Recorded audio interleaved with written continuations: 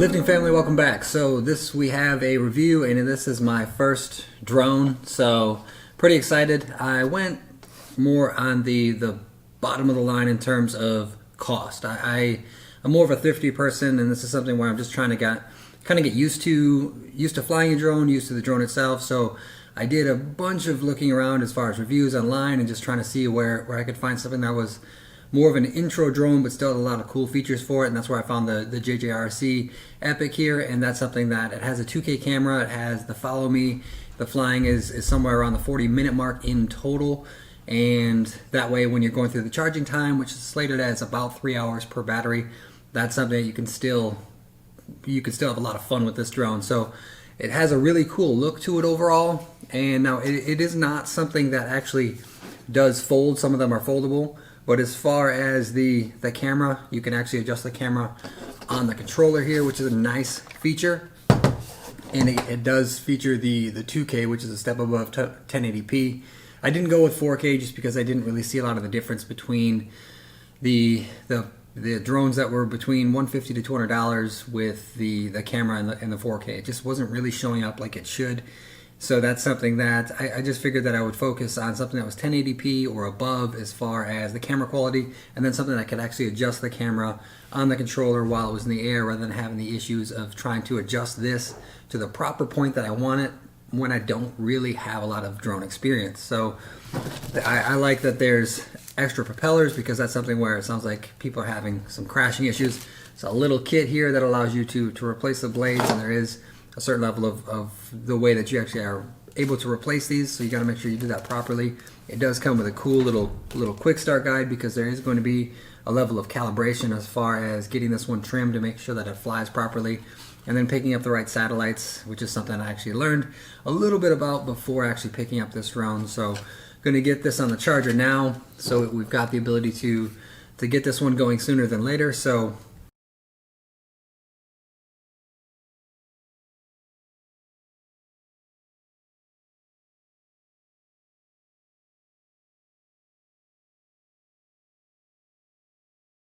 alright, so the drone comes with this pretty handy little quick start guide. So alright, taking off a little buffer pad.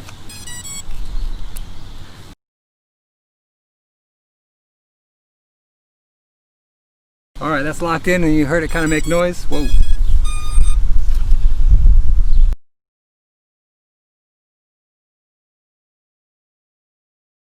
Alright, so I had to turn it off and on a couple times, but it finally is showing the bars, and then that's still lit up. They're alternating in their signal. They rotated 360 degrees on the central axis, so we'll say that this is the central axis.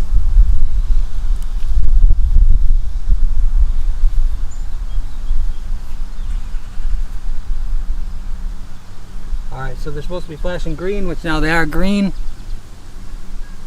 Now just hold it vertical. 1, 2, 3. Alright, so now we've got it red. Alright, so unlock it again with the red button.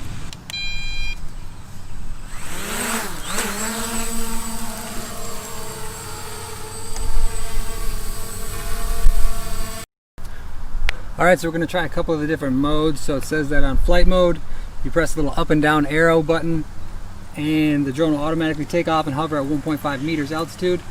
When the drone is flying, short press the up and down arrow button. The drone will automatically land on the ground. So we'll give that one a try.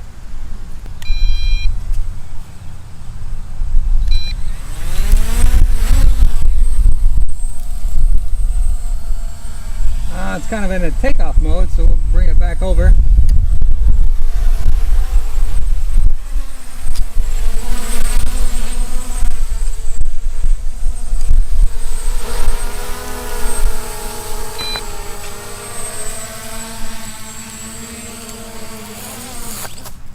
Alright,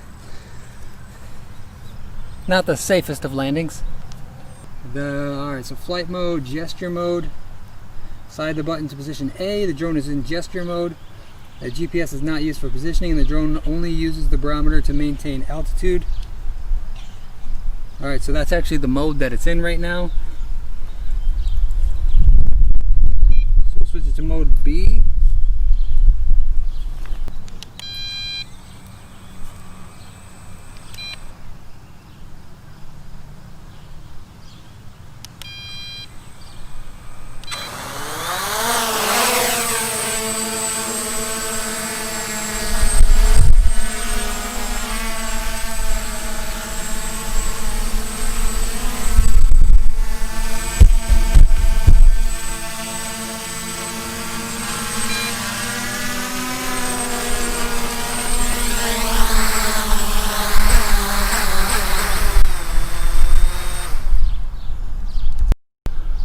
Alright, so mode B on the remote control here on the left side is actually going to be a lot better.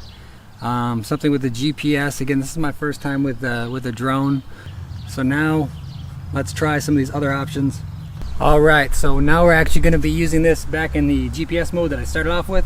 It looks like there's 15 satellites. I think that's what that means as far as that 15 number. And so basically, I'm going to try to use the GPS gesture.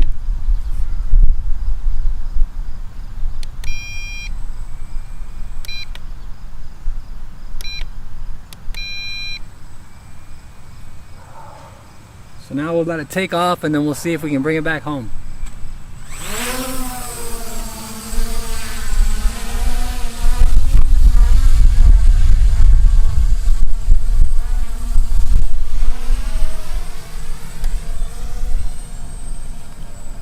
It's about 20 feet away right now.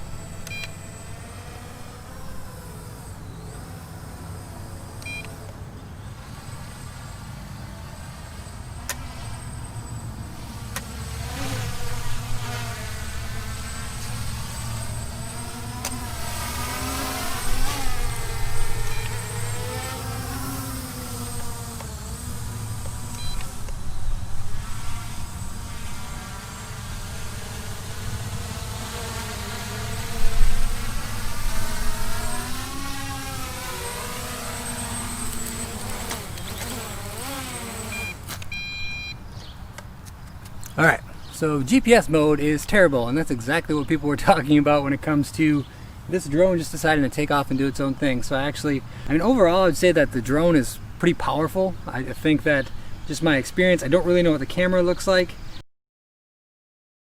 Overall, I'd say that, I mean, for about $150, I think that it's a good drone.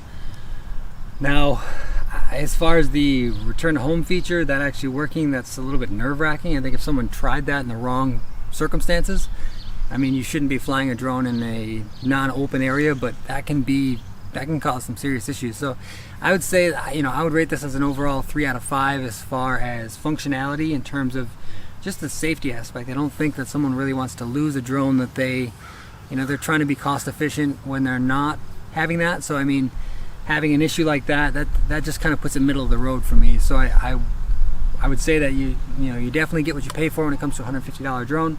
I would say to not use that feature and everything will be okay. But outside of that, there are a couple other features that are in here that I'm just not really used to in terms of being a drone pilot, if you will. So getting more experience with this and then actually being able to use the camera with the app, that might be a little bit better. But overall, I'm going to finish this one off with a 3 out of 5 and also rate my own review as a 3 out of 5, given the fact that I had some flubs along the way. But like this video if you like content like this. Comment down below if you have any questions or if you actually own this drone. Thank you for watching. Please remember to click that subscribe button. I do appreciate all you subscribers out there. Outside of that, thank you for watching, and as always, keep pushing.